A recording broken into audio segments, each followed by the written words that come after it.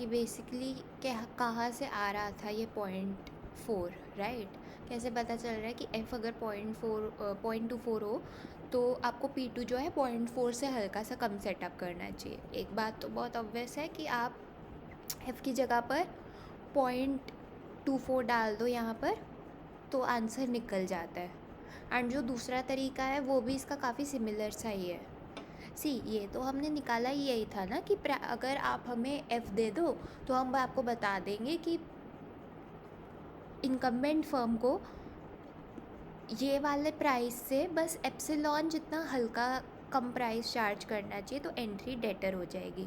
तो ये तो हमने निकाला ही उस पॉइंट ऑफ व्यू से था। तो इसमें आप एफ़ की वैल्यू प्लग इन करो तो आपको ये बढ़िया बता देगा। इसने ही मुझे आंसर बताया कि अगर मैं इसमें एफ़ की जगह 0.24 डालती हूँ तो इसका आंसर 0.4 नेचुरली ही आता है।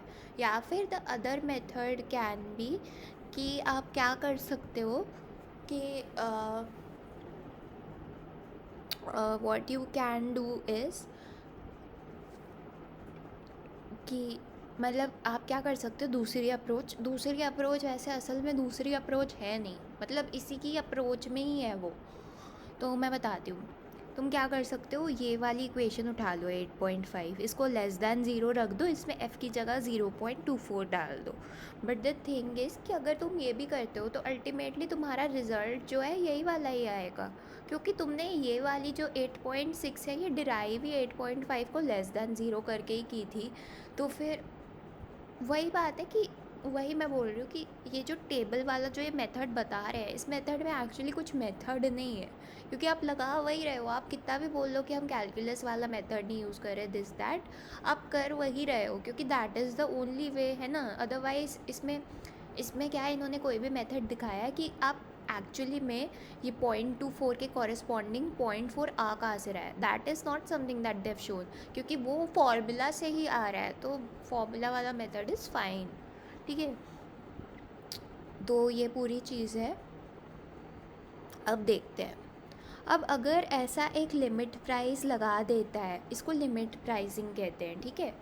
तो अगर ये जो स्ट्रैटेजी है प्राइस डेटरिंग की, इसको, ठीक है, तो अगर इनकम्बेंट ऐसा एक लिमिट प्राइस लगा देता है तो उसको एग्रीगेट प्रॉफिट कितना होगा, D इंटू 0.25 प्लस 0.24। ये कैसे आ रहा है, बहुत सिंपल है। C D into 0.25 is the profit from the sale of product 1। Product 1 का पहले भी प्रॉफिट 0.25 इंटू डी था, अभी भी 0.25 इंटू डी है, तो उसमें कोई चेंज नहीं आया है, ठीक है। और क्योंकि उसमें तो कोई एंट्री वेंट्री का सीन नहीं था ना।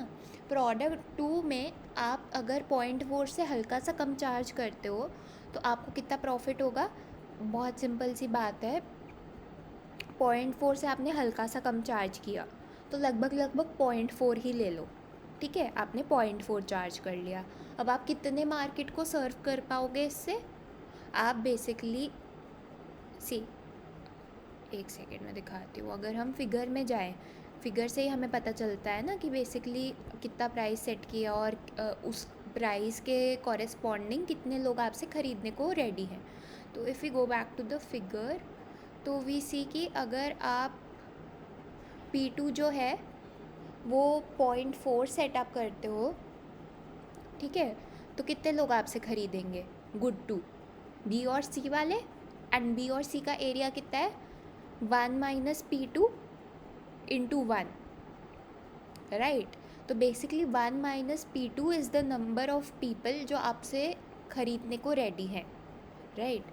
तो बेसिकली प्रॉफिट कितना हो गया आपका, मैं बताती हूँ, एक सेकेंड, किधर गया वो, आई गेस पीछे रह गया या आगे निकल गया, पता नहीं, आगे निकल गया, मतलब जो भी है, ठीक है। हाँ, बेसिक पॉइंट ये है कि ये 0.24 ऐसे आया है कि 0.4 इज़ द प्राइस जो आपने सेट किया है। 0.4 प्राइस के कॉरेस्पॉन्डिंग 1 माइनस 0.4 जितने लोग are willing to buy from you, जैसे कि हमने फिगर से देखा कि B प्लस C का area is 1 minus P, and because P in this case is 0.4, तो 1 माइनस 0.4 बेसिकली 0.6 आ गया। तो 0.4 into 0.6 which comes out to be 0.24, और 0.24 को जब आप D से मल्टीप्लाई करते हो तो that is when you get your aggregate profit, right. तो एग्रीगेट प्रॉफिट आपका आता है 0.49D, राइट। तो ये चीज़ है, ओके। इस तरीके से आपका प्रॉफिट आ रहा है। वही इन्होंने समझाया है आगे पूरा, जो मैंने समझा दिया है, ठीक है। तो अगेन वो कंफ्यूज होने की ज़रूरत नहीं कि 0.4 माइनस एप्सिलॉन चार्ज कर रहा है तो फिर 0.4 को क्यों मल्टीप्लाई कर रहे हैं, वो सब दैट्स बिकॉज अप्रॉक्सीमेशन लेके हम चला रहे हैं अपना काम, राइट। तो एक सेकेंड।